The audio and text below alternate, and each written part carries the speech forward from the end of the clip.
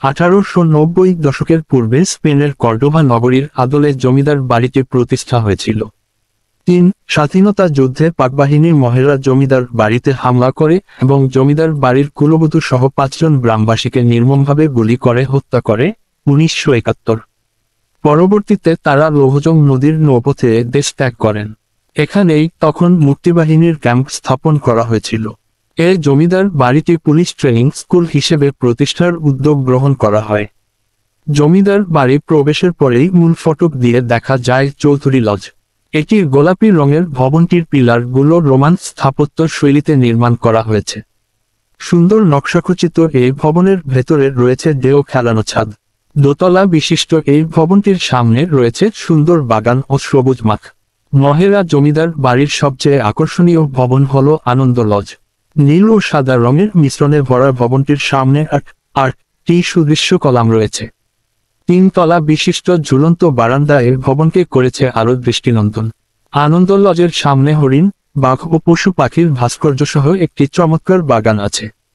জমিদারি প্রথা বিলুপ্তির শেষের দিকে নির্মিত এই কালীচরণ লজ অন্য ভবন থেকে অনেকটা আলাদা।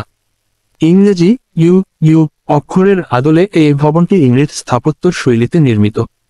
অন্য স্থাপত্য শৈলীর জন্য বিকেল বেলা ভবনের ভেতর থেকে সুন্দর আলোর ঝলকানি দেখা যায়।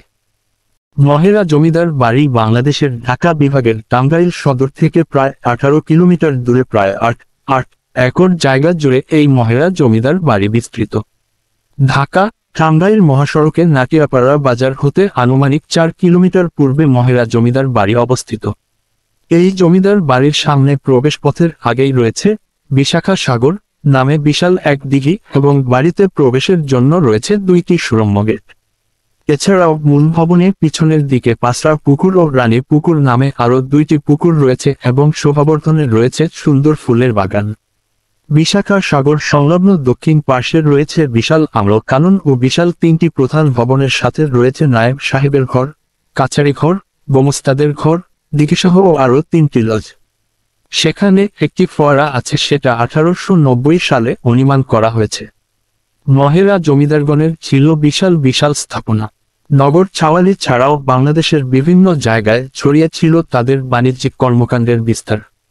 জমিদারদের সুবিশাল কর্মকাণ্ডের অফিস ব্যবস্থাপনার জন্য গড়ে উঠেছিল নায়েব ভবন, কাছারি ভবন প্রভৃতি স্থাপনা। 3 কক্ষ বিশিষ্ট নায়েব ভবন চমৎকার নির্মাণ শৈলীতে গড়া। 3 কক্ষ বিশিষ্ট কাছারি ভবনের স্থাপত্য শৈলীও প্রাণ জুড়ায়। অপর গোমস্তা ভবনও সুপ্রাচীন স্থাপত্য শৈলীতে নির্মিত।